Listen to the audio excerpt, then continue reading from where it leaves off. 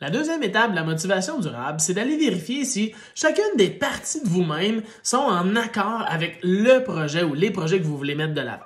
Ce que je veux dire, c'est que présentement, j'ai un chapeau qui constitue un chapeau de pompier. J'ai été pompier pendant 20 ans, ça me donne le droit quand même de prendre mon ancien casque. Donc, si j'ai un projet pour pompier et que j'ai mon chapeau de pompier, ça fonctionne, il n'y a pas de problème.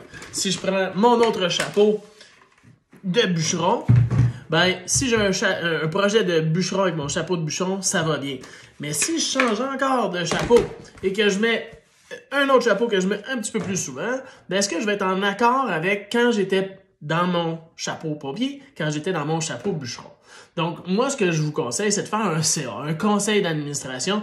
Ben, c'est de réunir toutes les parties de vous-même dans un seul meeting et d'interroger chacune de ces parties-là à savoir si ça fait leur affaire.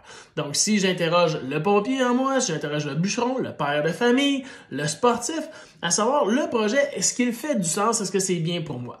Je vous donne un exemple très personnel.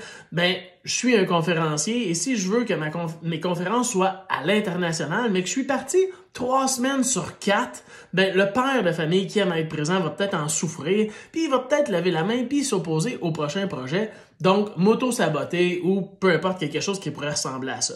Donc, deuxième étape, je vous souhaite de réunir votre CA, de vérifier que toutes les parties de vous-même sont en accord et qu'est-ce que vous pouvez faire pour être en accord avec votre projet que vous mettez de l'avant. Vous m'en donnerez des nouvelles.